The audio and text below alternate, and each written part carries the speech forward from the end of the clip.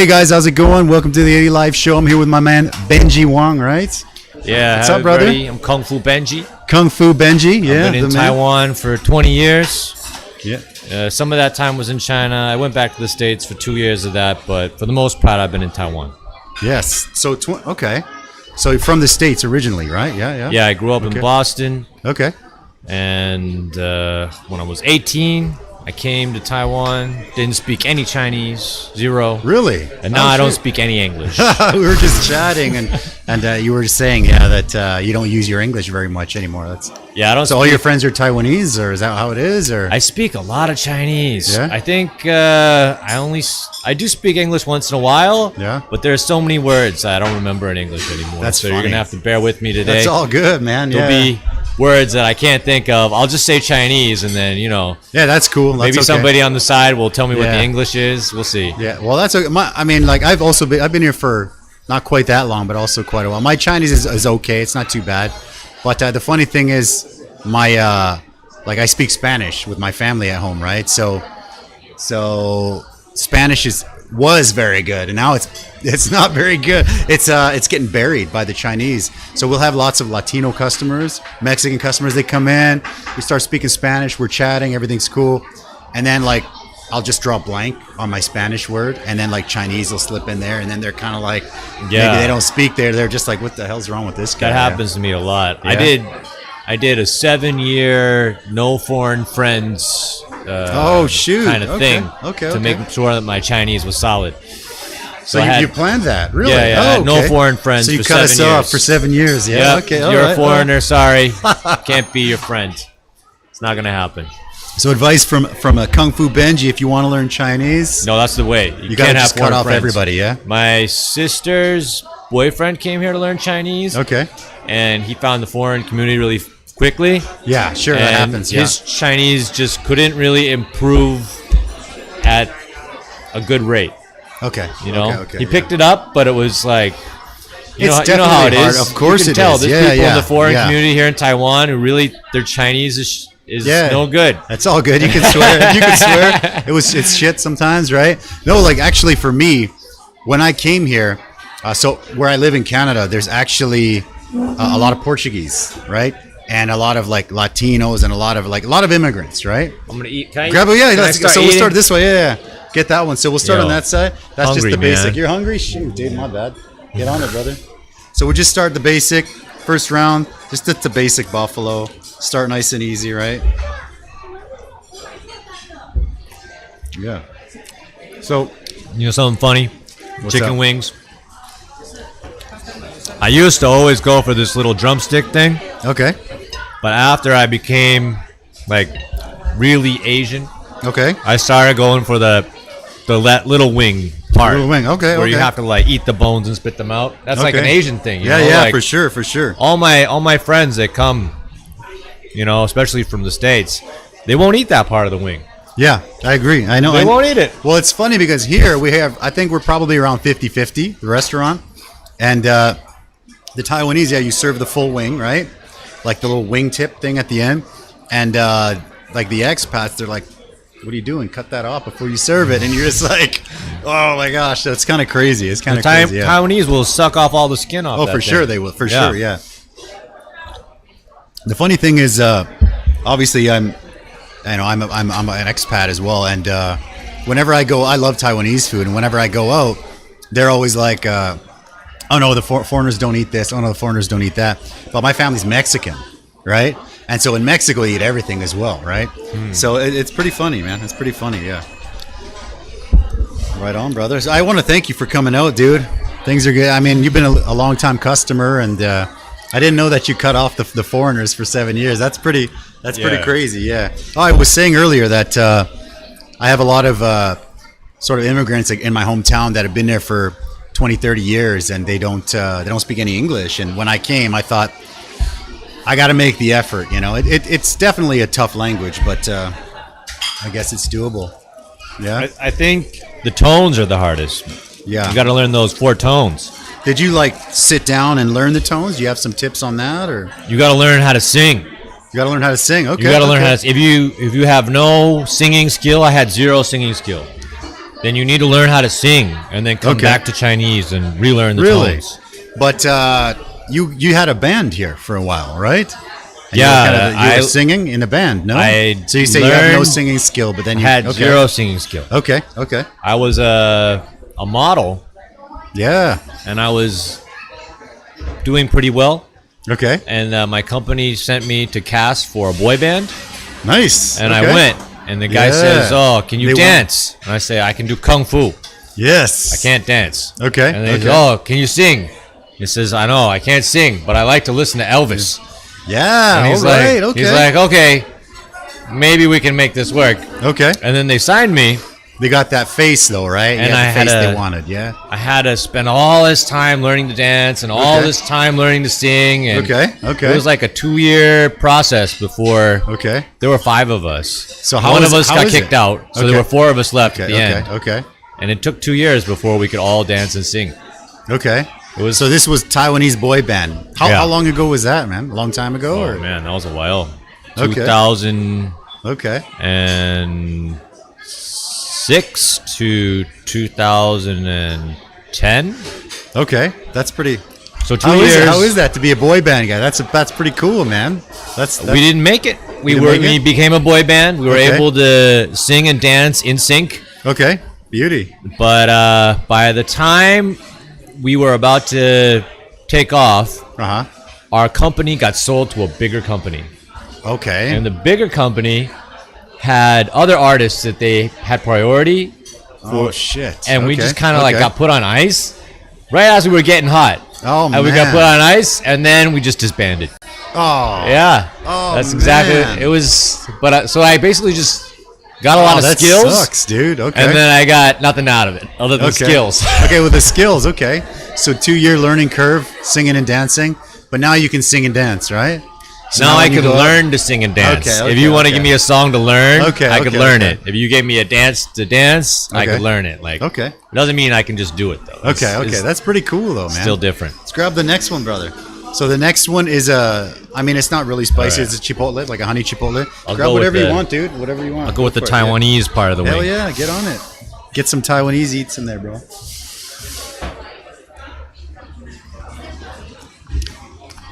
It's just barbecue sauce, right? This is like a honey chipotle. Oh, a honey chipotle? Yeah. It tastes like barbecue sauce. Yeah. Sorry. No, it's cool. It's all good, brother. Yeah. We do have barbecue, but... That's what my taste buds taste, you know? No, it's good. It's good. The chipotle has a little bit of that, a little tiny kick, so... Oh, spicy barbecue sauce. Yeah, there you go. Spicy barbecue. We'll call it. We can call it that, yeah. So what brought you here originally, man? 20 years ago. I didn't want to go to college. And I was really into Kung Fu. So I came here to learn Kung Fu. Okay. That's what I came here to do. How was it different, like, when you came here? Like, when I came here, obviously the stereotype, I thought that Kung Fu would be everywhere. Like, I came here maybe 17 years. For me, maybe not being able to speak the language, I couldn't find anything. I had to go to the park early in the morning. Like the Tai Chi stuff in the morning, Is that where you did it? You learned your stuff? And then you meet the Tai Chi guys, and you do the pushing hands. And if they like you, they'll introduce you to other guys that aren't at the park. Oh, okay, that's it. So the park is the gateway, yeah? The park is the gateway. Okay. There's no more of that.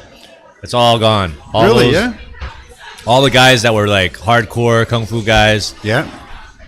Because I'm older now. Okay. By a lot. I'm older by 20 years. So all those guys were in their 60s then. Okay. So now they're in their 80s now. Okay, yeah, so they're not doing that anymore. So those guys aren't there. Those guys are the guys who came up through the Kung Fu era. Okay. Where Kung Fu was a thing. What do you think changed? Kind of like Kung Fu, like MMA is big, right?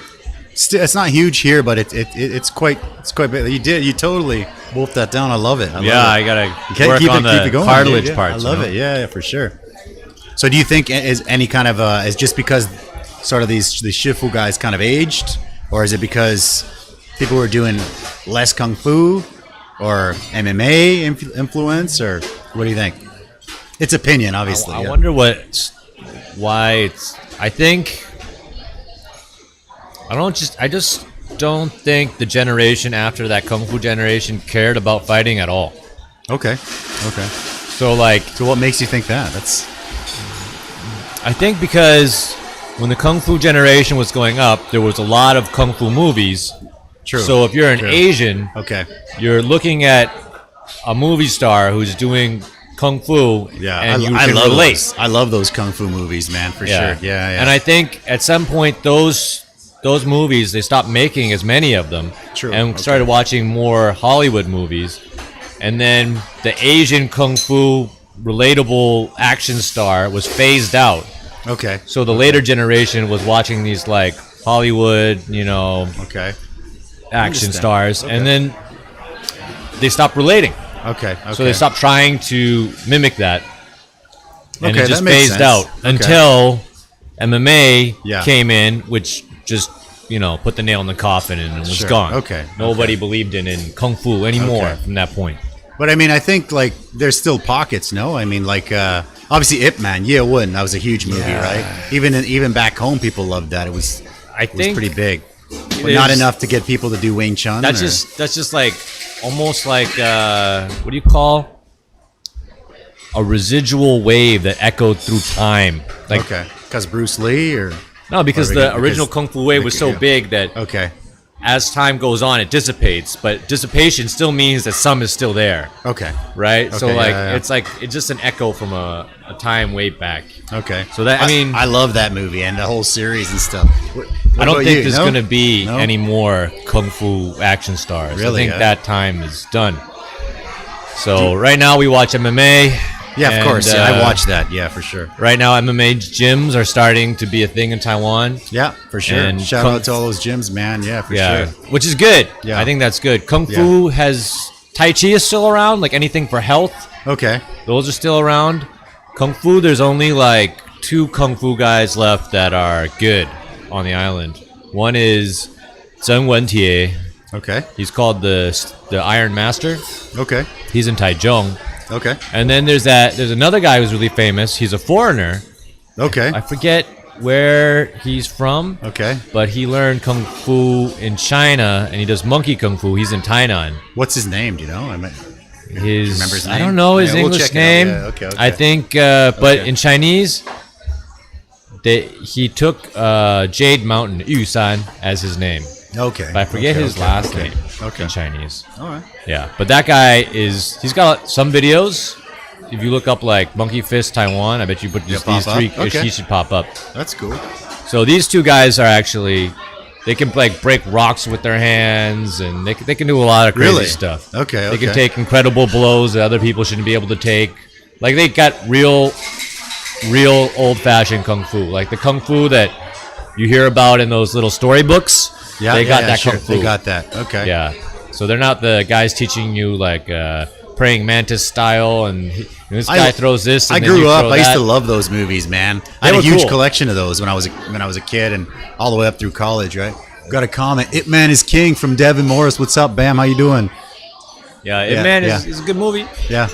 Right. Did you? I mean, I used to. That Ip Man movie kind of brought me back to a little bit to like the childhood where. I don't know. It's pretty fun. I really enjoyed those a lot. The Wing Chun style is valid if you know how to box. Okay. So it's like there's a lot of things about like Tai Chi. Okay. Tai Chi is a famous Tai Chi guy who just got beat up like a couple years ago by Xu Xiaodong, a Chinese MMA fighter. That guy who goes around and he smashes all these masters. So and he gets like banned from China, right? Why is it Tai Chi gets beat by a guy like that? Okay. Well, the reason is because the Tai Chi master practices Tai Chi. Okay. Now. Okay. See, so Tai Chi, when it was originally practiced, it like I think was created like sometime after the Yuan Cao. Yuan Cao is the Mongolian kingdom. Okay.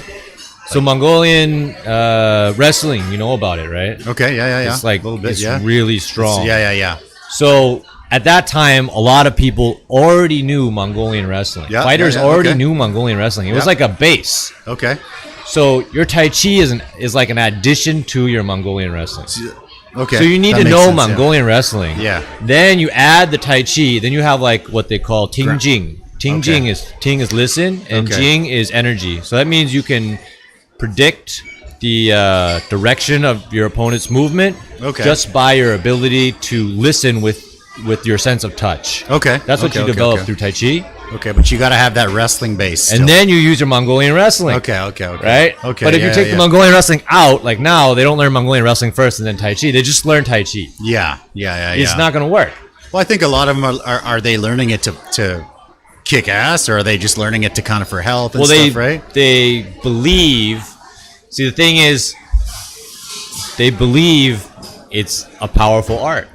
Okay. They didn't have the history of where it came from, and really an understanding of that time, and what people already had. So Wing Chun, you have to know how to strike already, because Wing Chun is also also has that Ting Jing that Tai Chi has, but in a striking form. Okay. Somebody's at the door. Get him a table. Sorry. Yeah. Sorry, man. No. No, yeah. Definitely. But so is it similar to now, right? When people do the MMA now, they're always like, oh, you got to have a wrestling kind of a base, right? Because when it goes to the ground, you're kind of. If you watch UFC, you'll see that guy Tony Ferguson. Love Tony Ferguson. Ferguson. Do you watch a lot of UFC? Yeah. Really? Okay, great. Tony Ferguson will pull off Wing Chun moves. Yeah. But obviously, his boxing is very good. Yeah. So you can't just do Wing Chun. Yeah. You need to have that boxing first. Yeah. Then on top of that, you add the Wing Chun, and then that's like more moves. Yeah. Yeah, for sure. And Tony Ferguson is like 10th Planet Jiu-Jitsu guy, right? So he's like amazing on the ground as well, yeah? I was kind of bummed that he lost that last fight because I really wanted to see him and Khabib. Yeah, Jiu-Jitsu is also interesting. Art, now, it's almost like you have Jiu-Jitsu, but you don't have wrestling, and now your Jiu-Jitsu many times is useless. Okay, because you can't get them to the ground, or you can't dictate where the fight goes. Well, I think now you're in trouble. Yeah. Right. So this is like similar to that Tai Chi Mongolian wrestling thing. Similar. It's like you need this to totally utilize this. Yeah. Right.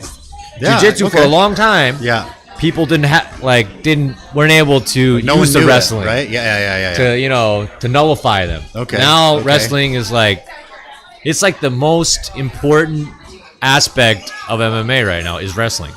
It's crazy. People who are wrestlers, they learn to strike and then they're good. Yeah. Well, like Khabib, right? And he's like no one can handle it, right? Yeah. I think also jiu-jitsu was like in phases, right? At the beginning was Gracie, right? Royce Gracie, and no one knew jiu-jitsu, so he just was able to grapple everybody to the ground and just choke anybody because there was no defense. And then there was only top half, then leg locks, and that wasn't allowed. And then they added leg locks, and it's kind of a crazy thing. So if you, in your opinion, 2020, if someone wanted to learn martial arts, what would you do if you had to start it again? If you had to recommend somebody right now, learn wrestling. Just learn wrestling. Should learn wrestling when you're young. Okay. Before anything, because wrestling will damage your body, so you should learn it when you're young. Okay. And then I think you should learn to strike. I think what's a good age to start striking, you think? You should start learning to strike maybe when you're in your teens. Okay. You should learn when you're really, really young, you could do jiu-jitsu, 5. Okay. Something like that. You could do jiu-jitsu, and then when you're able to wrestle, when do they allow you to wrestle? 12? I don't know, dude. I think wrestling starts in middle school, right? Yeah, back home for sure. Yeah. Here I'm not sure. Is there wrestling? Yeah. Is there here? Yeah, there's wrestling here, in school. Ulai is famous. Ulai's famous for wrestling. Oh, I didn't know that. Yeah. Okay. So they have wrestling academies in Ulai, kind of, or is it just in school? Well, Taiwanese wrestlers, a lot of good ones come out of Ulai. I just recently found that out. Oh, I didn't know that. It's really interesting. Okay. Yeah. So I learned. Yeah, because people always say that's the best base, but for it's sure. hard to find, right? But I think when you're really little, I think jiu-jitsu would probably be good. Like my daughter's 8.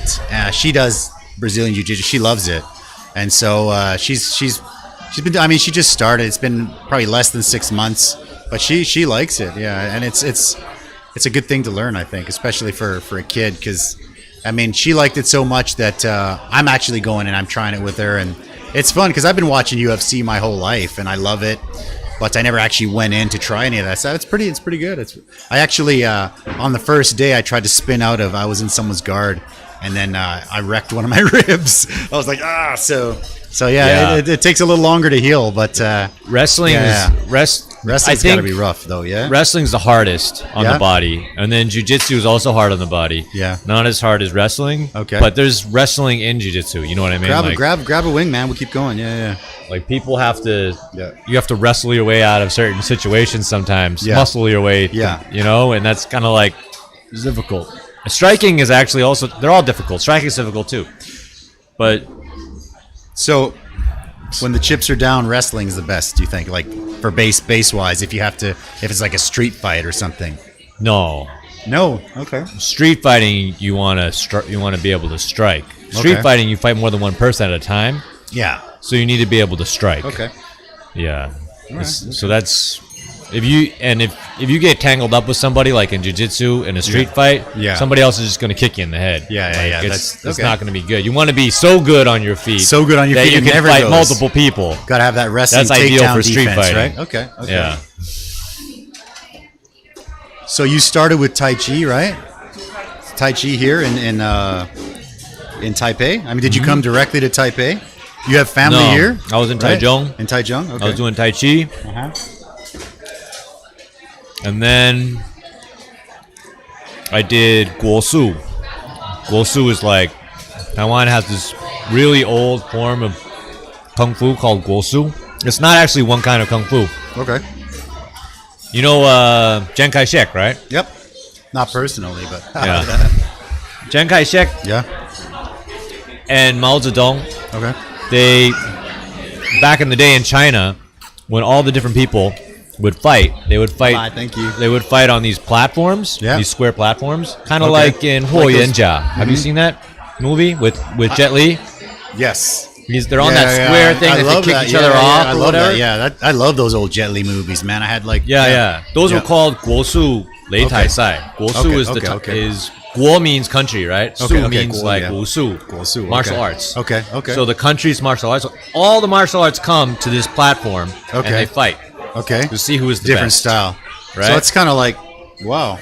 So back in the day, they had original this. like UFC, basically. Yeah, right? it's the original UFC. The original UFC. Okay, that's pretty cool. And when Chiang Kai-shek took Guosu to Taiwan, and Mao Zedong, because he didn't want anybody to challenge him, he killed anybody who practiced martial arts. Oh, really? So there was no martial arts in China. They either ran out of the country or they're hiding in the country. Because they didn't want to like a lot of revolutions or martial art leaders with all their students. Okay, really? Yeah. So they that's cut the heads cool. off. Ooh, that's tough. Yeah. Okay, but later Mao Zedong, he was like, how do you say? Regretful. Hey guys. He wished he never did that because that was culture. That was Chinese culture. Well, the whole revolution, that cultural revolution, right? He lost a lot of stuff there, which sucks for sure. Yeah. He wanted to bring it back. So what he did was he took some of the old martial arts and he mixed it with dance and gymnastics, and he created something new. It's called Wusu. Really? Oh, that's cool. You heard Wushu, right? Yeah, Wushu, of course. Yeah, Wushu, right? Yeah. So Wushu was new. It was kind of like you know those aerobic gymnastic dances they have at the Olympics. Okay, yeah. It's like that. It's not threatening to you. Yeah, sure. It's like Tai Bo, right? But it's culturally Kung Fu, kind of like it's Wusu, right? So the actual Guosu, round two, or the leftover martial arts, that everybody practiced was here in Taiwan with Chiang Kai-shek. So that was a national thing, and you could get black belts in Guosu here on this island until maybe 20 years ago. 20 years ago, they took the Guosu, the national Guosu that was like run by the government, and they privatized it. Really? Okay. And then it just faded out. It faded out. Okay. And you can't do it anymore. But sometimes you go to those places called Guosu Guan. Okay. Right? Okay, and you'll see in Chinese Guosu Guan. Okay. And country martial arts shop. and that's where you go get like massages or somebody like cracks your back into place. I love those. Those are great. Yeah. Those are those leftover guys. Okay, really? Oh my god. Who used to practice the Guosu. They still, because to level up in Guosu, like every belt, like I think third degree black belt, you need to know enough to teach other people. And then 4th degree, you need to know enough to fix injured athletes. And 5th degree, you need to know enough, like they have these like levels. So people who have like high black belts in Guosu are healers. That's pretty cool. Okay, wow. But it's no longer a national it's kind of thing. like, right? They privatized it and it died out. It's like a dying art, yeah? So it'll disappear eventually, you think? Or are they still passing it down to anybody? It's fading out. Okay. It's fading out. That's a shame, yeah. Yeah, it's a shame. I mean, that's culture. Yeah. But it doesn't make money, so it's fading out, you know? That's a thing. That's life, I think, right? That's kind of, unfortunately, you know, when something's not making money, it disappears, right? So it's kind of, yeah. Well, it's culturally valuable. Yeah, for sure it is. Yeah. So your family's originally from here? Or your family's originally from States? Or my father's from here. Okay. My mother is from Boston? No? She's from Oklahoma originally. Okay. So your father's from Taichung? Or is that why you went to Taichung right off the bat? Or My father's from Lugang. Okay. But he was working in Taichung when you came out. When I came back. Okay.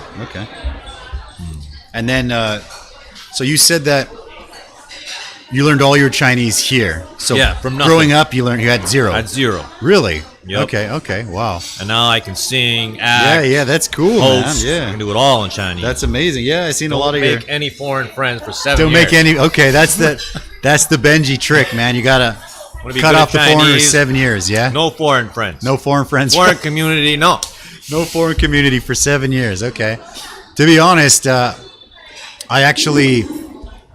used to live in Tuchen the first few years I was here, and then Banqiao, and there was not too many foreigners there, and I was able to learn a lot. And then Danshui, also a lot. So the base was pretty solid, but eventually when we moved to Tianmu, I mean, the growing is stopped. Like it completely stops because, I mean, you don't use it much. Like even if I go out and I'm speaking Chinese with people and things are pretty smooth, it's just like the growth is like. And then when you kind of come to Tianmu, it's like leveled off completely. I mean, it's still pretty decent because of the restaurant. I get to chat with customers a lot, but the growing is tough when you don't when you're not forced. Well, Chinese it's a tough language, right? Man. Because for sure, the reason you would learn more Chinese usually is because you want to connect with someone on a deeper level. Okay. Right. So everyday talk. I'm sure you're all set with everyday that's no talk, problem, right? For sure. No problem. For sure. But if you wanted to have an in-depth conversation and connect on a deeper level, you need to have better Chinese. Yeah. And maybe you get that deeper level connection with people who speak English. So you already feel like, all right, I'm satisfied. Okay. I don't need it from people who speak Chinese because I got it from people who speak English. Okay. So maybe that's a motivation, right? Because when you don't have okay, right? you feel like you're missing something. Okay. And then you'll try to get it. Okay, that makes sense, yeah. So that's why with no foreign friends, you can't get it. You're not satisfied. Okay. You have to do better to create those deeper connections. That's pretty cool. I like that. Yeah. So that's the tip, 7 years. Cut off all the foreigners. No foreigners. That's so hilarious, man. I can't believe that, yeah. So funny. You good? It's my daughter. Oh, all right. Yeah. She's cute. She's funny because she's a quarter? No, she's half me, and my wife's Taiwanese. My wife is Taiwanese. I'm actually, my family's Mexican, so both parents are from Mexico, and they immigrated to Canada. So I was the first one born in Canada, but actually both parents are Mexican. Yeah. Many people think I'm Mexican. Yeah. Well, everybody thinks I'm mixed Taiwanese. Like my dad's white and my mom's Taiwanese or something. I thought that happens a lot. too. Did you? Yeah, I did. Well, there you go. Yeah. I didn't know you were full-blooded Mexican. I am. Well, I don't. I mean, I get accused of I'm like mixed or ABC or Arab or like any kind of like Mediterranean, Spanish sometimes, but Mexican never. You're in Mexican the same boat as me. Portuguese. I've been Eskimo before. Oh, really? Yeah. Nice. That's I had funny. a guy driving me. Yeah. He's like, oh, are you Eskimo? And I'm like, No, I'm not Eskimo. Yeah. Are you sure? I just watched a Discovery documentary. You look Eskimo. That's funny. That's so funny. Like, Eskimo Benji, man. I was like, no, I'm mixed. And then he's like, oh, you're mixed. You're half Eskimo. Okay, yeah, there you go. For me, I was there was this one time way back, one of my first years here. I was coming out when Xi Ding used to have a huge. At that time was California Gym, right? Now it's World Gym. Oh, yeah. But there was a huge one there. Let's grab this last one here before they bring the next round in. Oh, you want the dop or bottom? No. I'll take on it, whatever. brother. Yeah. So this is a Korean sauce. It's a little bit. Oh, I know these sauces. Yeah, Korean, baby. We make our own Korean, so just because I love Korean. Oh. Yeah. Not bad, yeah. Pretty good. Yeah. So basically, I almost need some rice, Hey, you want some rice, man? But it's rice with this Korean sauce. Yeah, there you go. Yeah, it makes me want to eat rice. No, it's okay. You don't need to give me rice. That's okay. No, so I come out of the California Gym, and there's a guy selling shawarma, right? Like I don't know, Middle Eastern dude. He's like selling shawarma, and he's speaking some kind of Arabic language with another guy. And I mean, obviously, I don't understand anything, so I'm just kind of on the side waiting until they stop so I can get my shawarma on the way home, And then they turn over to me, and then they look at me, and then they just start speaking the same language, and they go off, and I'm like, oh man, sorry guy, I don't know what you're talking about, man. I'm sorry about that, And they're just like, what's the matter? Your mom don't teach you your mother tongue, And I'm like, my mom's Mexican, man. I mean, dude, it's so hilarious. They're like, what? No way, So yeah, I've had that a lot. I actually get. Mostly, I get is like mixed. Everyone thinks I'm half white and half Taiwanese. I thought you were mixed. Everybody thinks mixed, that. Yeah. So I think I can tell when I see. Yeah, you can say. Yeah, everybody. I guess I can't. Yeah. It's funny. Well, no, I mean it's funny because I get that a lot. It's funny. Yeah, brother. My mom is mostly Caucasian, a little American Indian. Really? And my father is local Taiwanese. So that's like another thing, right? They say local Taiwanese. So you speak Taiwanese with him at home, or does he speak with his family, like his parents or whatever? He spoke Taiwanese type deal, or local Taiwanese. They speak Taiwanese mostly. My father mostly speaks Taiwanese, so I can kind of understand when people are speaking to me in Taiwanese. Okay. But I don't speak Taiwanese. But they say local Taiwanese people, they're also very mixed, genetically. There's a pretty big range for sure. They're mixed with outside of Aboriginal. They're also mixed with Thailand. Did you know they're mixed with Thailand? The original boats. Didn't know that. That came from Fujian. Okay. At the time when those boats were coming to Taiwan, that area was occupied by Thailand, but it wasn't Thailand. It wasn't called Thailand then. But it was. So they were Thai people. Okay. Isn't that crazy? Wow, yeah. Well, I didn't know that. You didn't know that. I didn't know that either. Oh, yeah. They did this. They did some kind of sampling of the island with the people's DNA, and found out there's a lot of Thai DNA in Taiwan. Really? Well, it makes sense. It's not that far, but. I mean, we think of China as Yeah, of course. Yeah. Now China. Yeah. But hundreds or thousands of years ago, it was run by different people, right? That's true. Yeah. It's different institutions, different civilizations who run that land. Well, also, I think if you look at Chinese from China, and then Taiwanese from Taiwan, a lot of them they don't even look Chinese. They don't look Asian at all. There's a pretty big mix of people, I think, in Taiwan. Especially if you go down south, it looks like it's like a different world, Yeah. I'm amazed by the variety of facial structures you can see in Taiwan. For sure, yeah. It's a pretty good mix, man. Taiwan's a great place for sure. Yeah. And also there was, Dutch, Portuguese. That's right, yeah. Japanese. It's crazy. Yeah, Local Taiwanese is it's not really a bloodline. Okay, yeah, sure. No, there's got to be a lot of mix, right? When I coached soccer, I had this one kid. He just looked 100% I think it was 100% white, big eyes, brown eyes, but he didn't look Asian at all. And I was like, "Are you from here?" And he's like, "Yeah." I'm like, well, "Your parents?" He's like, "Yeah, Taiwanese all the way down the line." I was like, "Whoa!" They say that too. Yeah, it's just everybody if they ever had any foreign blood, they always disregard it. Yeah, yeah. They always pretend like, no, I'm Taiwanese. It's crazy because, I mean, for me, I mean, like, I'm Mexican, right? I don't look Mexican at all. So there's got to be something, like, way back there. Like, obviously, Spain, right? My last name is Gonzalez, right? So that's a pretty common Spanish name. So, I mean, that Gonzalez, you can find all South and Central America, Mexico. I mean... Yeah. So it's like, I mean... America from, you know... Especially like the farther south you go, everybody is mixed with something, right? Yeah, like for sure, there has to be. Yeah. Even North America, there's a lot of mix. But if you go to like Brazil, people just say, "Oh, I'm Brazilian." But like I'm Brazilian. This guy's white. This guy's black. This guy's whatever. I'm Brazilian. Yeah, I'm Brazilian. For sure. Yeah, I have a couple Brazilian friends. Right? It's like we don't know what's going on up there in the ancestry, but we're Brazilian. It's true. Yeah.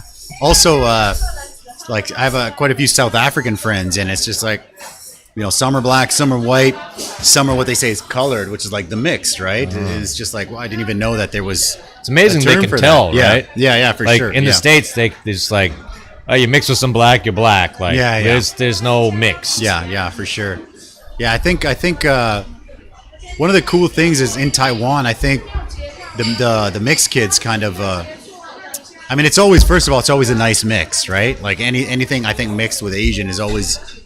I mean, the little boys are really cute. The little girls are really cute. It's a pretty good mix, man. I think my daughter gets so much attention everywhere we go. Yeah, it's good to be mixed. Yeah.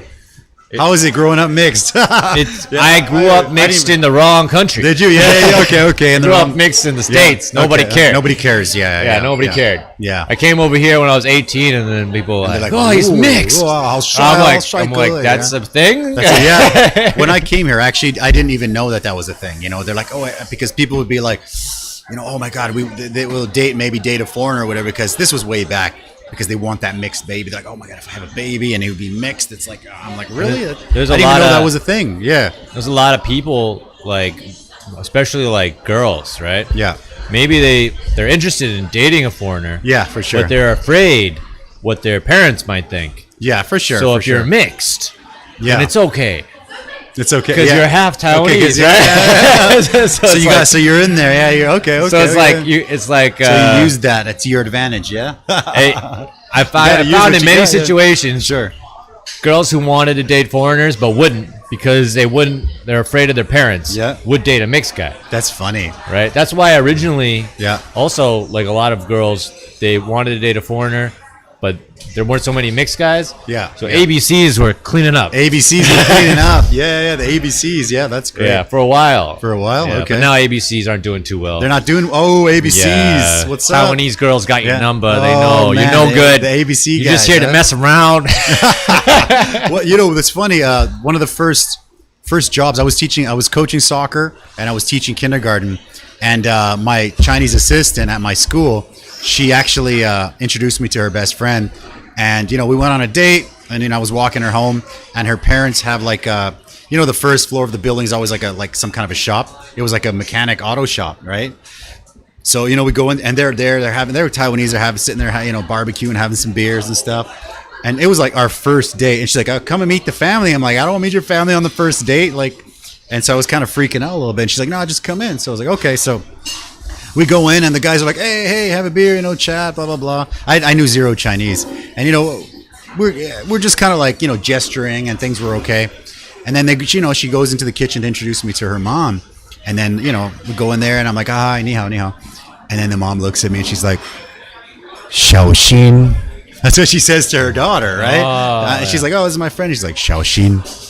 And I didn't know what that meant, right? So I was like, in my head, that's how I learned one of my first words in Chinese. Be careful, right? Yeah, exactly. Careful, right? That was how I learned like my first word, one of my first words in Mandarin, because it was just like, what does that mean? And she's like, oh, it's okay. No, I'm not going to, you know, she didn't want to tell me. So it was just like the whole evening I was going Xiaoxin, Xiaoxin, Xiaoxin, Xiaoxin, until I got to school, and they're like, hey, good morning, teacher. I'm like, what's Xiaoxin? And they're like, oh, it means to be careful. I'm like, now that makes sense. Yeah. It was pretty funny, man. You're one of them bad ABC guys. Yeah, exactly. Those ABCs, yeah. Yeah, I was the bad ABC guy. Yeah, that didn't learn Chinese, and I came here to learn Chinese, right? Oh, that's what they come here to do. Learn Chinese. That's what I got. Yeah, those ABC guys, man. Yeah. No, but I get that a lot, man. I get that a lot. Where ABC or mixed, I get that a lot wherever I go. You know, it's all right. Right now, Taiwan is really friendly to foreigners. It's I think it's a good place to be. It's different than 20 years ago, even 10 years ago. Now, like, to be a foreigner here is like not that special anymore, you know. I agree. It used to be like you turned heads because you're a foreigner, but not anymore. I agree. Yeah, I used to.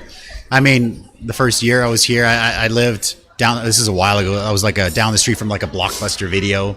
That was a long time ago. So I'd go into like the Blockbuster Video to grab a DVD because I mean I was new. I didn't really know anybody. Go up, I'd pick a DVD, and then everyone in the store would just kind of be like staring at me.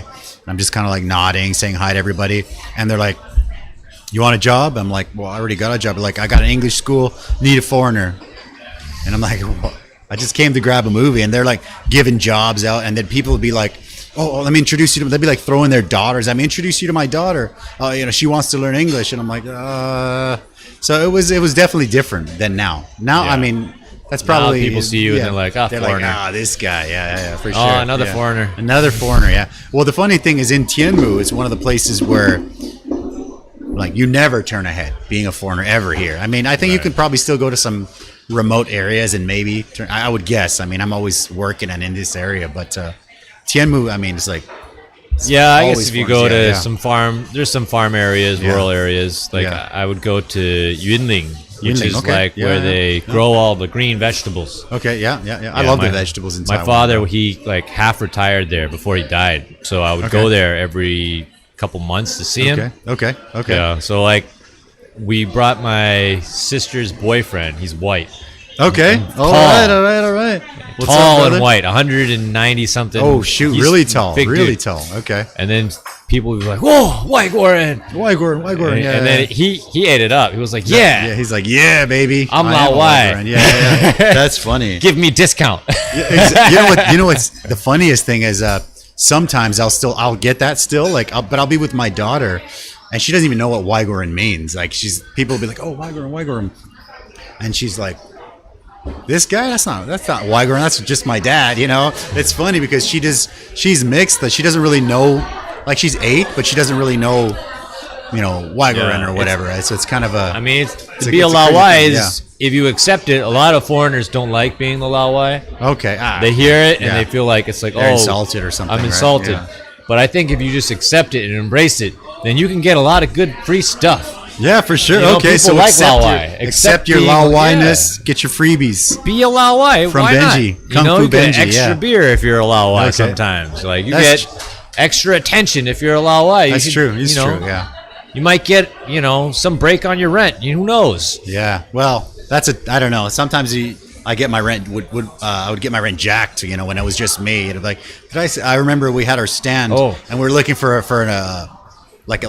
physical store. We just had our stand in the night market at the beginning, like 15 years ago, and they were. We found this little place, and it was, we called it, and I got my wife to call. She wasn't my wife at the time. Oh yeah, she was. Yeah, we were married first, and I'm like, I don't ask how much it is. It's not bad. It's okay. It's kind of small, and they're like, oh, Iwan Kwai, They're like, okay, cool. So I'm like, okay, we're gonna come and look at it. Okay, so we come and look at it. They see me. I look at it. I'm like, okay, pretty cool. Not bad. Good place. And I'm like, oh, how much was it again? They're like, oh, 3万块. And I'm like, what? 你昨天不是说1万块吗? And they're just like, 没有啊. And I'm like, oh shoot, yeah. So the rent, I don't know about the rent. Yeah, I've been some older people. They still have like an old school thinking about Lao Wai being rich. Oh, rich, yeah. Like, oh, you're rich. Oh, I'm like, yeah. So I mean, if you're a Lao Wai trying to rent like a shop. They think you're one of the rich Lao Wai. Because Lao Wai have levels, right? Sure, of course. There's the poor Lao Wai. Yeah, there's the poor Lao Wai. He's just trying to make it. The struggling student. And then there's the rich guy who's Lao Wai who opens a business. Like the Swiss banker Lao Wai is like the next level guy. Yeah. So, I mean, if he's here, he's either he's either the poor Lao Wai who's teaching English, or he's the rich Lao Wai, the rich one, who's like into stocks and doing all kinds of crazy stuff. That's funny. Trying to open shops and things. Trying to open shops, and so they got to figure out which one are you. Yeah. That's funny. So they just first say, oh, he must be the rich one. First throw it rich. Let's throw up rich, yeah. Right? And then they find out you're poor, then maybe this guy, yeah. That's funny, dude. Yeah. No, I think it's true. I've had, one of the funniest things was, again, 15, 20, not 20, maybe 18 years ago, you would take like a taxi and they'd be like, hey, hi, where are you from? How much money do you make a month? It was like one of the first 3 questions I would get asked all the time. Yeah. Are you married? Yeah, are you married? How many kids? Money? Yeah. How much How money many girlfriends do you have? Yeah, well, that one, Are you sleeping around on your wife? Yeah, that for sure. That's a big one. Yeah. It's like, wow, it's like you ask a lot of questions for a taxi driver. Yeah, exactly. Yeah. But they're quite upfront, right? Yeah, they want to know. To be honest, I've been here for a long time. I love it here. Actually, I feel more comfortable, more at home here, I think. Like when I go back to Canada to visit family, I love it there. But I like it here more. I haven't been back for 12 years. Really?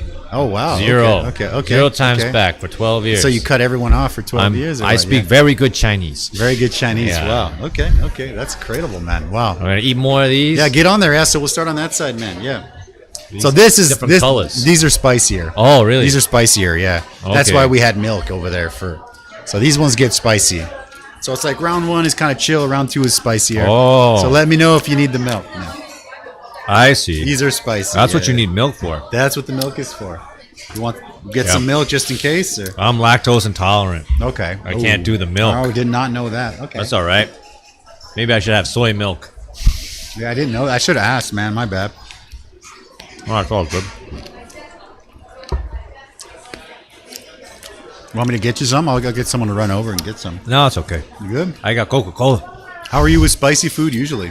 I don't eat spicy food, but my wife grew up in Thailand. Where's your wife from? She's from here? Her parents are from here. She was born here. Okay. When she was 1, okay, she moved to Thailand and she just grew up in Thailand. Okay. So that's cool. She eats very spicy. So because I love of that, Thailand and Thai food, yeah.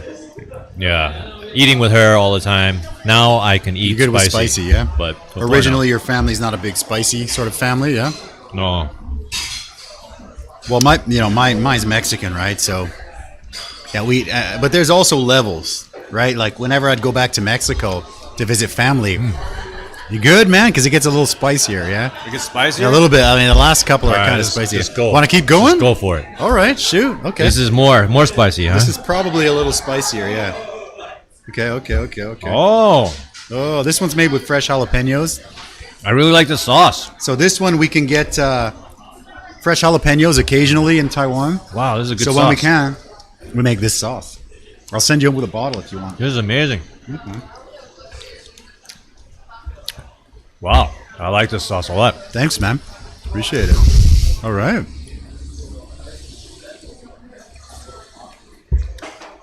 You sell this by the bottle? Yeah, I'll hook you up with a bottle, man. Oh, I'll take this to my wife. She'll be so happy. All right, yeah, I'll hook you up with some. If there's no bottle, I'll just give you a container. It's all good. Wow, container. Thanks, man. Yeah. Oh, that sounds big. Hell yeah, well. Yeah, so jalapenos are not that easy to get in Taiwan.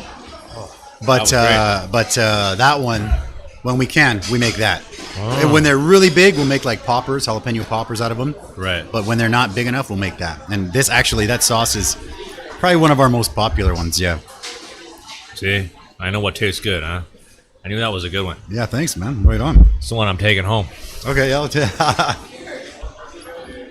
So, from acting to now your own channel, creating content, how does that? What's the difference, and how do you feel? How do you feel from an actor to like a content creator? I had to take 2 years to learn how to use a camera. Okay. Because I was started with the GH4. Okay. And it was difficult. You took a course. No. I just bought a camera. Okay. Yeah. Sure. Made a lot of bad film. Yeah. For sure. Well, that's kind of the way you learn something, I think, right? I mean. Same. I mean, like for this, people are like, oh, you got this, and the podcast looks pretty cool. I tried also this setup. I have a Roland V1. Okay. So I can switch between 4 different sources. Beautiful. Okay. And I got the mics and I set it up and it works. But ultimately, because I was also doing the YouTube channel, I was like, I gotta pick. Because I can't do both. It's too much work. Yeah, sure, of course. So I picked the YouTube channel. How long? It's been about 3 years, the YouTube channel, or how many years has it been? A little over 2 years, yeah. Okay. And so from switching from an actor to creating your own channel, coming up with your own content, kind of starring in your own things. Yeah. How do you feel? In the beginning, we didn't try that hard. We just vlogged. Yeah. So my wife, she graduated in mass communications. Okay. So she basically did most of the editing. Okay, perfect. And then later, I learned editing from her. Okay. And then recently, last half a year, I started a series called the Spiritual Dictionary, Kung Fu Benji Spiritual Dictionary, but it's in Chinese, so it's called Kung Fu Benji. I watched some of that. Yeah, I watched some of it. Like I can, like I said, my Chinese is decent, but I mean, yours is like next level, dude. Like it's crazy. Yeah. That's because I got to cut off my friends for 7 years to get to that level. Yeah. It's not easy. That's crazy, dude. Wow. Okay. It's kind of like the Kung Fu, right? Yeah. I believe that the Kung Fu should be. I'm still learning the Kung Fu. Okay. The Guo Su from my Kung Fu master. Yep. Because I feel like there's a lot of cultural traditional value that I'm going to be passing on. Okay. So it's like tradition. Okay. You know? Okay. And then also you learn Zen through Kung Fu mostly. Okay. In Asian culture, you can learn it other ways. But Okay. One of the more traditional ways, like in Shaolin, they have. You think of Shaolin? Yeah. That's where Zen comes from. That was one of the questions. You think of Kung Fu? Yeah. The Shaolin monks and stuff like that, right? I mean, that's still a thing, and that's pretty cool, right? Like the Shaolin monks sort of deal, monks. The point of the Kung Fu is so that you can train. It's yoga. It's just yoga. Like yoga. It's all it is yoga. Because if you go farther, Chinese yoga. Yeah. Okay. Zen comes from Dhyan, and Dhyan comes from India. Okay. Which comes from yoga. Sure. It's all yoga. Yeah, sure. Okay. So I didn't know that. Okay. So what I'm doing is I also learn yoga and the terminology for yoga, spiritual terminology, and then I cross-correlate with Chinese, and then I have this spiritual dictionary so that I can give people kind of like a proper definition of what it is to practice spiritual. What do you want to say? Spirituality? I guess we just call it spirituality. Yeah. Okay. So when did you start being interested in like this kind of spirituality? Always? You came out here because you wanted to get that, or 22. Okay. Wow. I started floating, and then when I was 28, I opened a floating center in Taiwan, and I ran that center for 3 to 4 years. What was it called? The Floating House. I think I actually heard. I've been here for a while. I've heard of it. Yeah, I never got a chance to check it out. Yeah. So okay, and that's cool. That was like. How does that work? Like, is it? How do you float? Like, is it just? I mean, this is probably a stupid question for somebody who doesn't know. You get a box. Is it like salt water, or what is it? Oh. You get a box, and you put a bathtub in the box, and then you put a big bathtub. Okay, sure. And then you put lots of salt in the bathtub. Okay. Add water and mix until it's very, very, very, very buoyant. Then you get in the bathtub in the box and float. Wow. Okay, that's cool. I mean, you had that for 3-4 years, you said? That yeah, place, so I had a center. I charged people to do it, but it just kept breaking even. Okay. And my entertainment, my boy band, the boy band, baby, I love it. And do you have any old boy band videos or anything? There's only one. No, really? On okay, YouTube I'm gonna somewhere. check that out, man. Yeah. So after we broke up, I think what happened was I started doing variety television. That's what it is. That's huge here, right? Yeah. So that was huge. At the time it was big. It's not good now. It's not good? Okay. Yeah, okay. But it was big then, and I took off doing variety television. Okay. I didn't have time to keep doing the shop, and since the shop was only breaking even, just let it go. That's I moved so the float tough. tank into the house, okay. and then just kept floating myself. And you still have it to this day, or no? All the people that were really into floating, we just try to find ways so they could have their own tank. Okay. And then that's crazy. That's I don't know. I love Joe Rogan. I watch a lot of Joe Rogan, and he always talks about the float tanks, and it's like the best thing ever. And that's pretty crazy, man. That's really cool. Relax your nervous system. How long do you float? Like, how long do you go in there? An hour? 20 minutes? At least 45. Okay. Sometimes up.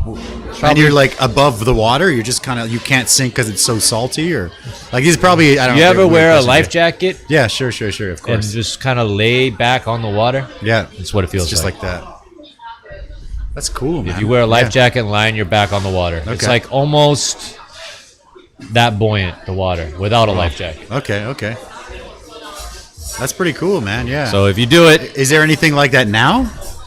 Anything in Taiwan now? If someone wanted to try it out, do you still have yours at home? All the floating places I know closed down. Yeah. Only like 3 opened. All of them closed because none of them made money. So this is what I'm saying. Like, there's a lot. Business is hard, man. Business is a hard thing to do. You know, good things. Yeah. That aren't supported by the market. Yeah. But they're good. They're good for you. Yeah. But that doesn't mean like things that are bad for you. Like beer. Beer's huge, yeah. It's bad for you, but it sells really well. Sells well, yeah. Right? Things that are good for you, they don't sell well, and they disappear. So, like, this is kind of like all my hobbies are these things that are good for you. Okay. That I try to pass on as a tradition. I try to maintain the certain traditions. Okay. So it's charity. So you don't drink beer at all? No, I don't drink beer. You don't drink beer. Okay. Cool. Yeah, I drink whiskey. Whiskey's good. Whiskey's good for you. Yeah, is it? Whiskey's good for you. What about bourbon? Bourbon's got that little sweetness. Actually, I like bourbon. I don't drink very much whiskey. Yeah. Mostly bourbon is because I'm gluten intolerant. Okay. Really? Yeah. Gluten and lactose. And egg apparently. Egg. Okay. So, but now it's better. But there were a few years where it was really bad. Like I would have like really bad allergic reactions. And really? Starting last year, like I have to eat more of it to have an allergic reaction. So I have like a small tolerance now. But I had no tolerance for years. Okay. It was really strange, and I couldn't figure out what it was. I was like, am I allergic to meat? Am I allergic to shellfish? Like I couldn't figure it out. Okay. I had my blood taken by many places until I paid about. It's one of those big. Yeah, one is like 20,000 NT. Yeah, 20,000 NT. To one of these to have like they like really stab you in the back with all these lab, and they found out I'm allergic to gluten. I'm allergic to lactose, not dairy products, but lactose, and. So cheese you can eat, milk you can't drink. Some cheese, some yogurt. It depends if there's lactose left in it or if it's all been fermented out. Jeez, okay. I didn't even know that was a thing. Okay. Yeah, and then egg. That's messed up. You know, that's basically like... That's crazy, man. All my favorite foods. Yeah, shoot. No ice cream, no beer. Man, okay. No whiskey. Yeah. No... Whiskey you can do once in a while, though, no? Kind of. No. Well, now I have a small tolerance, but for a while I was drinking bourbon because it's made from corn. I didn't even know that. They don't use wheat. Okay. Oh, that's right. Okay, yeah. So it's corn-based fermented alcohol. I like bourbon more because it's got a little bit of sweetness aftertaste from the corn. I like that. Yeah. So we have. I was raised on corn, right? So that's probably where that connection comes from. I mean, if you ever try our corn tortillas, they're pretty awesome here. I would say. Not quite 6 months, four months ago. They're all corn, man. Really? Yeah, our corn tortillas. I'll hook you up. Yeah. Our corn tortillas. So what we do now, we used to get corn flour, like import this maseca sort of deal, which is pretty decent. But the importer thing, it wasn't working. Importing is a pain in the ass. Right. And then I was doing it with a guy, and it was okay, but. You have to bring a lot in, and it's got to sit on a boat for a month, and sometimes it's like, anyways, quality is tough to maintain. You open a bag and it smells, and you're like, oh my god, right? So I figured, look, in Mexico, they take the corn from the farm and they do there's a process. So I talk to family in Mexico, talk to family back home, research the hell out of it, YouTube and everything, just like books, whatever. And I figured out the way, to take corn, like legit, so what we do is we get dried corn, from like local Taiwanese organic farm, and we make corn tortillas out of it. There you go. Yeah, it's pretty. It's like night and day. We'll give you some tacos after this. It's like night and day, man. It's crazy. Because I actually grew up on the powdered one as well. This one's keep going. Yeah, so it's like go for it. I gotta finish these to get to that corn tortilla. Get some corn tortillas. Yeah, at the end. Yeah. So this one is made with the Thai, the bird's eye chilies, those little Thai ones. Is it spicy? Not spicy yet, huh? Is it gonna take off? It goes up and down, man. I don't know. This is not spicy to me. Okay. Can I mix sauces? Of course you can. Do whatever you want, bro. I'm gonna go back to that green sauce. That jalapeno sauce, Yeah, that's one of our more popular ones for sure. Yeah. So now that you're doing the YouTube, you're doing it more. Yeah. You're doing a lot more YouTube stuff lately. No, I'm doing. It's charity based, so I only do one a month. Okay. For that small group of people who wanna. Okay. Who are interested in spiritual growth. So like the vlogs and stuff, like very special to me. There you go. Yeah. That's cool, man. That's really cool that you're doing a lot of these things that you like them. I mean, like you were saying earlier, there's a lot of good things out there, but maybe they don't make money, so they disappear, which is really sad. Which is really sad, man. To be honest, yeah. I mean, this is important stuff. Yeah. This is like, people, they want to be spiritual, and when they're following these. People are telling them to take acid and eat mushrooms and they'll fuck this other guy's wife because he's too attached to his wife, and by doing that you'll break the connection, and they're doing all kinds of I never heard that one. I never heard that one. Yeah, never heard that. There's a lot of weird stuff going on out there. That I know. I mean, to be honest, I know that there's a lot of crazy weird shit going on, but I mean, like, I'm pretty chill. There's a couple things that I like to watch, and I don't really watch TV. I think I watch movies with my daughter, and we just chill. I mean, we have an idea of healthy living. Yeah. I think we're doing pretty good. Okay, but we have this weird idea that we need to do things that are way beyond our comfort zone to grow spiritually. Okay. But there's because everybody's always like, yeah, get out of your comfort zone, blah blah blah. Okay. Yeah, but spirituality, there is a really old playbook that goes back thousands of years. Okay. And like these guidelines have always been there. Yeah.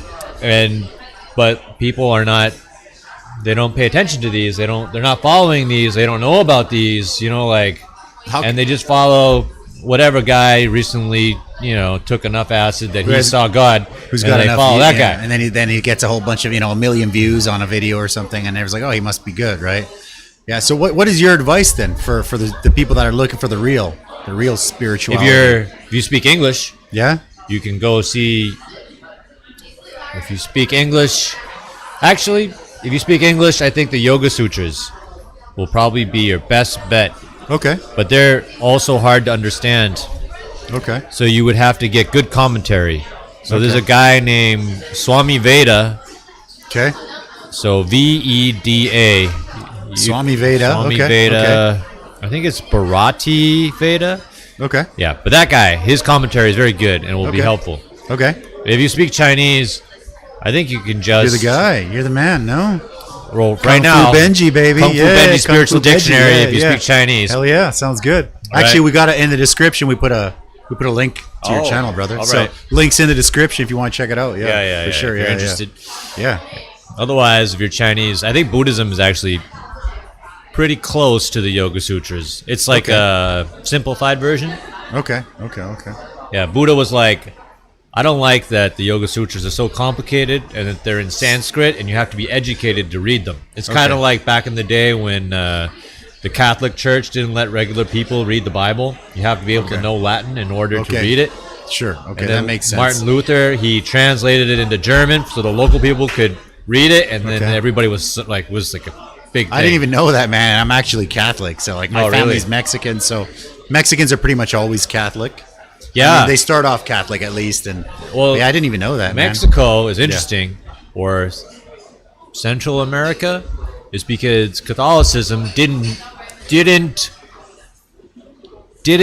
crush the local spiritual disciplines. See, what happens is Catholicism needs to crush the local spiritual discipline, and then everybody is Catholic. Okay. Straight. Sure. But what happens if you go in, and I don't kill everybody who practices the paganism of this place. Okay. Right? I don't kill all the people. Like, if you're a pagan, I just kill you, right? Yeah, sure. There's no pagans left. Everybody's Catholic. Okay. I didn't kill them all. Okay. Some of them are still around. Okay. I only killed half of them. Now what happens? Now the Catholic God is just another god in the pagan system, and that's called Mexican folk Catholic. Okay. Wow. So you can pray to, like, what are those ones, like, there's that one that they pray to, the skeleton one. I don't know. Muertes. Dia de los Muertos. Yeah, like the day, like the actual holiday, you mean? Or yeah, and there's one that they pray to. There's different. Anyway, so they pray to a lot of different statues. La Muerte. Okay. You know what I mean? Like, and those statues are not part of the Catholic tradition. That's true. Yeah, right? Yeah. And so why do they do that? It's because that's the folk aspect. Oh, I didn't know that. That's the that's leftover remnants of their original religion before Catholicism tried to crush them. Wow. But they failed. Okay. They failed in Mexico. So they just kind of blended it all together, yeah? So like, because they failed, they're like, oh, but these guys are powerful, but they didn't crush our gods. Okay. So they're just another god that will add in to the system. Put them in there, put them on, line them up, and this guy's in like, there. Take this too. Okay. And then mix it together, so it became folk. I didn't know that. That's crazy. All right. Okay. I like religion, so I know stuff man, about I didn't religion. really, I didn't know that you were such a religious kind of a guy, you know, like where you like studying. What brings you to do that? I mean, like, why do you like all the religions? Is it something that's I like to know makes you feel how people are thinking? Or I think as a human, you're gonna have your regular day to day, and then you're gonna have like moments that are special. Sure. Yeah. Okay. And meaningful. Okay. And then you might, some people might think those are more important, so they'll focus more on that. Okay. And then by focusing more on that, you'll find out that these special moments have. Do you want another Coke? Are you good? No, I'm good. I only got one more left. They got levels to them. Yeah. They got depth. Okay. And then you're kind of like chasing the Jingsun. Jingsun means. I don't know that one. Okay. You're chasing different states of consciousness. Okay. Right. Okay. Yeah. Because you want your life to be more meaningful. You want to experience life in a meaningful way. Okay. And then as you do that, you come through a certain tradition. Maybe you go like me. I'm more through the Zen tradition or the yoga tradition. Okay. Kind of understanding these states of consciousness. But when you achieve one, then it's really interesting. You'll see it in another culture. Okay. You'll recognize it somewhere else. Okay. Because they just happen to write it through their cultural background, right? Okay, sure, yeah. Right, so like in their own words, their interpretation of that experience. Okay. And you'll recognize it, and then that'll be interesting. Okay. And then you'll want to double check. Is it really that? And then you'll go look, and then like because of that, you'll be every time I recognize, I'll like just do like a check into the background of something, and then I'll understand. Like try to trace it down. Yeah, folk Catholicism. Okay, I didn't even know about that, man. To be honest, Why is that? It doesn't make sense. Yeah. You're Catholic. You believe in one God. Why are you praying to all these idols? That's true. How can that happen? Yeah. Right. That's true. Yeah. So there's got to be a reason, right? Yeah, for sure. Yeah. So that means that these people they're still experiencing like that tribal paganism. Okay. That used to be a really, really big thing, but at the same time, they also recognize that there is a very powerful God. Okay. Well, like that's above them all. So it means like they kind of like were given a glimpse of something more than what they had. But what they had, they don't let go of. So in some ways, actually in Taiwan, there's a similar thing where the Catholics went into the mountains and a lot of Aboriginals are Catholic. Okay. Yes, this I know. Yeah, right, for sure. But they still practice kind of. They're still allowed the room to practice the religion, the spiritual, natural beliefs of their ancestors. Okay. Yeah. At the same time. Yeah. At the same time. So yeah. Right. Yeah. I guess if you never think about it, you just kind of write it off as like, oh.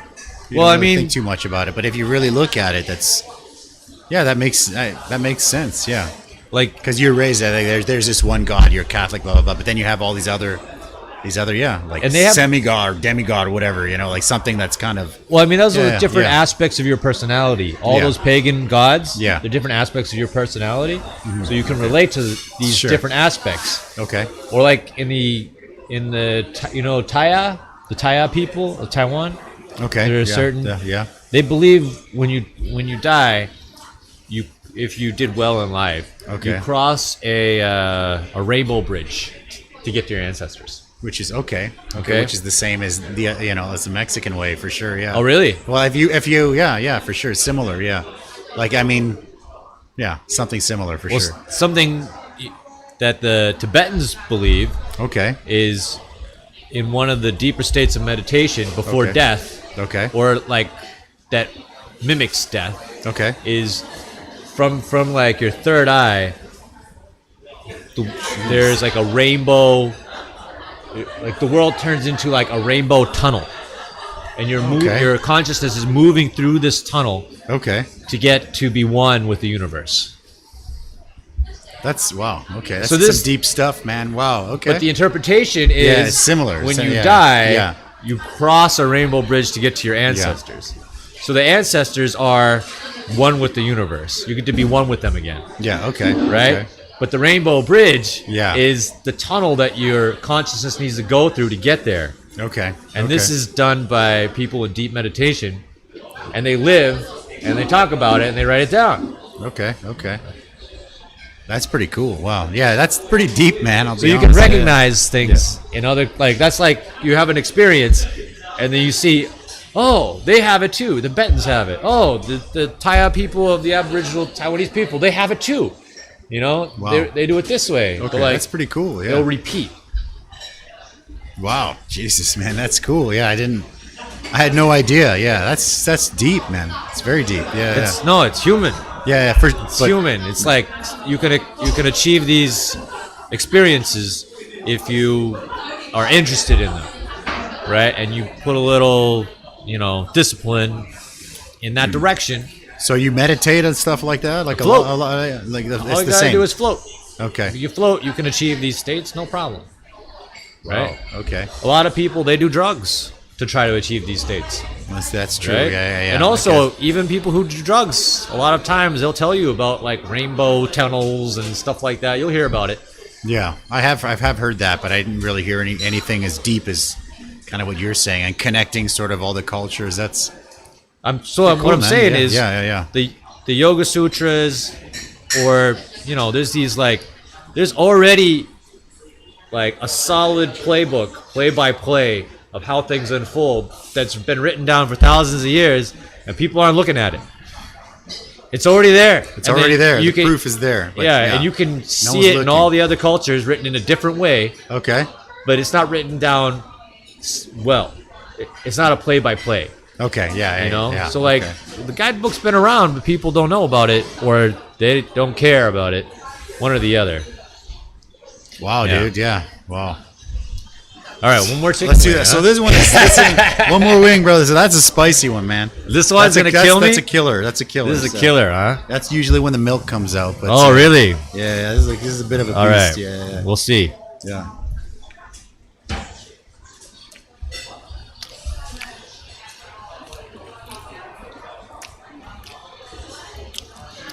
Oh, it's spicy. Yeah. You did well on the spice, dude. Really? Yeah, for sure. Favorite is that green one still, though. Yeah, that was great. I'll hook you up with some of that, no problem.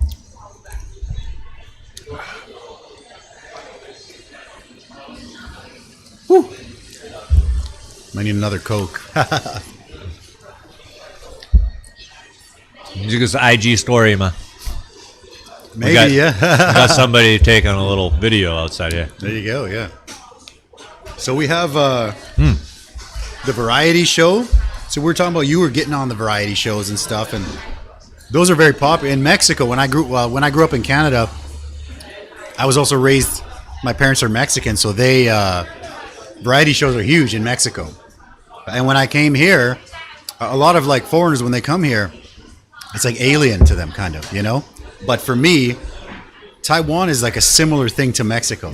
Like it's kind of like Taiwan is how you doing? You good? That's intense. That's a tough one, right? So Taiwan is drinking everything. Drink it all, man. Let's get one more Coke, yeah? Oh yeah, yeah. I'm starting to cry. There you go. Can I have one more Coke? One more Coke and one more water, yeah? Thank you. So growing up like that, when I came here, I felt like I just fit in Taiwan because it's really similar to Mexican culture. I'm spitting here. The fire. Yeah, just the one thing is don't touch your eyes, yeah. Because sometimes people are like, oh, and then they touch their eyes and it's pretty rough, yeah. Ooh. The tears. Yeah, dude, just don't touch your eyes. Go, go, go. Run the Coke. Bring the Coke. Coke and water. Water, too, yeah? This guy right here, yeah? Sorry, we should have had that ready on the side, yeah? I'm done. Wish I could. Oh, man. So, again, like, I was checking out your channel. It's the videos that I could understand were pretty awesome. And so the vlogging style, that's a different style. No, I'm okay. I'm okay. No, he needs water. Yeah? Thank you. This cold Coke is doing the trick. Yeah, there you go, man. Enjoy. So the vlog, you're going to keep going on the vlog? Because you have the vlog and the spirituality stuff on the same channel, yeah? Yeah, I'm going to do one and one. Both? Yeah? One and one. One a month each? For every vlog, I'm going to try to do one new word. Is there one that you prefer? Like more fun? I prefer the Spiritual Dictionary. Okay. But people like the vlog. So they want to see what you're doing, right? So we give it to them. Give them what they want. Love it, man. Oh. The last one's a little rough for sure. That was crazy. Yeah. So the green was the best. The green was the best. Okay, I'll hook you up with some of that for sure. What's that last one made out of? The last one's made of like this scorpion pepper. It's pretty rough, yeah. The last one's rough for sure. Scorpion pepper. Man. So what's the plan, man? The 5-year plan for Benji. Wow, we've already done an hour and... We've done an hour, man. Over an hour and 15 minutes at least. There you go. Yeah, so last one is I just want to ask you, what's your plan? My plan is my wife is teaching Pilates. I'm going to get a Pilates license too. Okay. We're going to open a Pilates place. Pilates, all right. You want to get your Pilates done. So your wife is teaching now, right? Mm-hmm. Nobody wants to learn Kung Fu, but they want to learn Pilates. Okay. I can learn Pilates. Okay. I can teach Pilates. I've taught Kung Fu for so many years. Teaching Pilates. Are you still teaching Kung Fu? Or? Not. Oh, the milk made it worse. I do teach Kung Fu, but in a small group of friends. So I'm not making any money teaching Kung Fu. Also charity. I do a lot of charity. Charity, man. All right. No, charity. So the Pilates, we got to go for it with the Pilates, yeah? But I'm also blessed because my job, I don't have to work that many hours. Yeah. And I make a decent living. Okay. So while other people might have to work every day, from 9 regular to 5. Regular people, yeah, like like me, gotta work a lot, brother. I can work, maybe 4 hours, 5 hours a week, and I'm good. So damn, man. I can do charity. Okay, wow. So I give back to the people with my charity to the best out of my abilities, my extra time. So I need to tap into that mixed sort of thing where people think I'm mixed. I need to tap into that, and maybe I'll start making the money. Yeah, making that mixed bank. I took advantage of that when I could. And then I got to this spot where I don't make a lot of money every month. Okay. But I have a lot. I make enough. Okay. And I have a lot of free time. I'm going to put the free time into the things that I think are important. Spirituality stuff, yeah? Yeah. That's cool, man. I didn't know you were such a spiritual guy. That's very cool, man. I mean, I watched the videos, obviously. I didn't know you were Mexican. But there you go. Yeah. People are always like, "Are you sure?" I remember when I had my restaurant in Danshui. I'm better. Another Coke? You want another Coke? No, I've recovered. Okay. When we did, so I'd come. People Taiwanese would come into the restaurant, and they're just, we're chatting. How's the food? They like the food. Everything's good, and they're like, "You sure you're Mexican?" I'm like, "Yeah, I'm Mexican." They're like, "Are you not just saying you're Mexican so that people will think, oh, a Mexican-owned Mexican restaurant?" I'm like, "No, I'm Mexican." And they're just like, "But if you're Mexican, where's your?" And I'm like, yeah, no, we don't all have that mustache, Maybe you should grow it out. I should grow it out. Yeah. Well, right? I'm actually like the real deal where I got like nothing in the middle, so it would only grow like the sides here. So if I did grow it out, it'd be like a bare patch right there. It's pretty bad, man. Can't even grow a real beard, dude. Yeah. That's okay. But that's cool because I don't have to shave that much either. Yeah. They call it the Lao Sai Hu, right?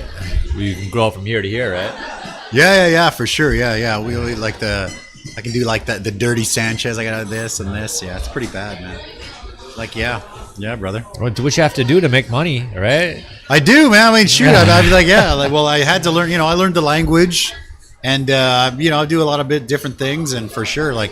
Well, you don't have to do that now, right? Because your restaurant's already doing pretty good. It's pretty good, but I mean, like in the beginning, the restaurants, like you got to hustle. Like I think any business in the beginning, I mean. It's a hustle. It's like a hustle. You have to decide. Like for me, the restaurant's been about I would say 14-ish years. For 10 years, I didn't make any money. Really? I was like freaking broke for 10 years, dude. Wow. It's crazy. And then it's like customers come in and they're just like boom, boom, boom, and you're like, damn. But you can't be like, hey, man. For 7 years, a bit more, acting, I didn't make any money. Yeah. Okay. 7 years, it's I made no money. It's the same thing then, right? It's the hustle, right? You're building up your resume, right? It's not worth it. It's not worth it, yeah. It's not worth it. 7 years and not making money. 7 years, you could be a doctor. Well, it's if you were thinking practically. Yeah. I wasn't thinking practically. Obviously, I just wanted to be rich and famous. Yeah. That was my thinking. Oh, I'm going to be rich and famous. Well, sorry, I cut you off. Go ahead, but I was just going to say that by the 7th year, when I started making money, right, it was also because I started to enjoy what I do.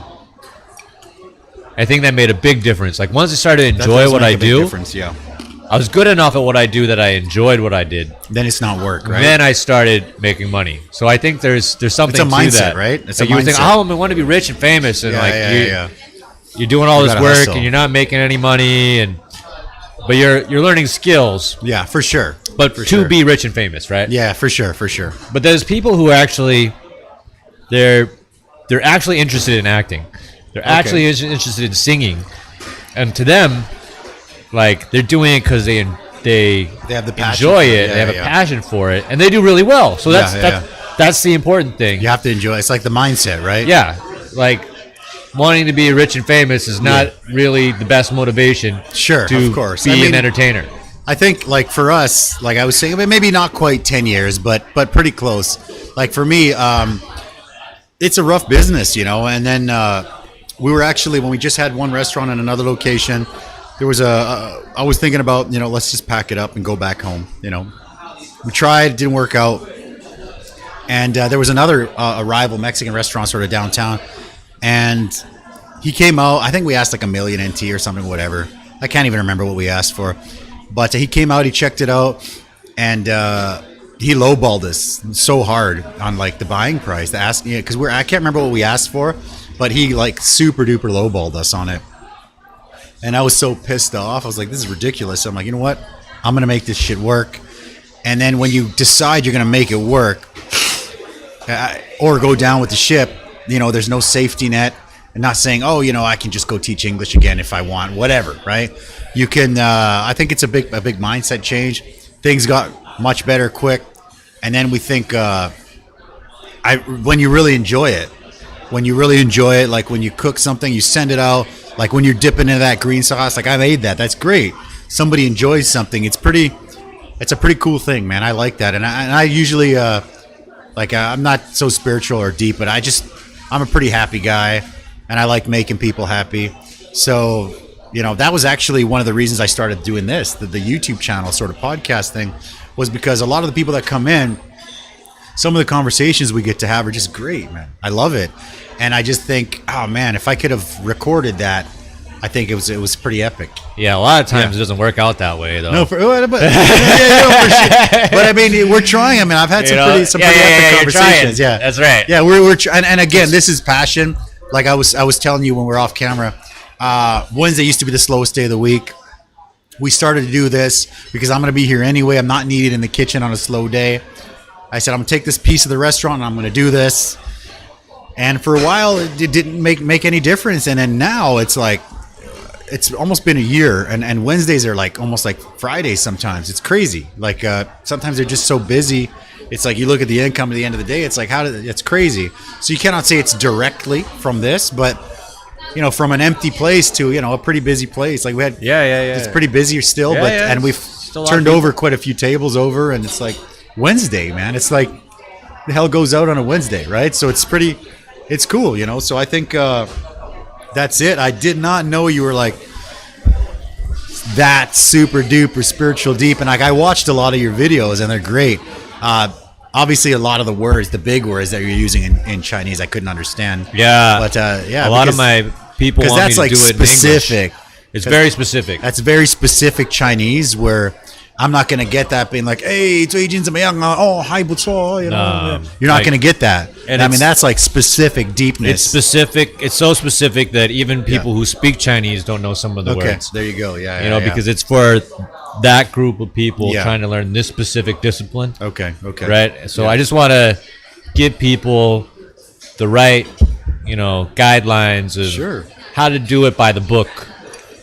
If you wanted to do it by the book, you don't want to, I think doing it by the book is the way to do it. You should know the rules to the game. There is a book, right? There are books. Yeah. There's rules to the game. If you know the rules, even if you choose to play somebody else's system, it's going to be much better for you. It's all going to follow kind of the same rules. Yeah.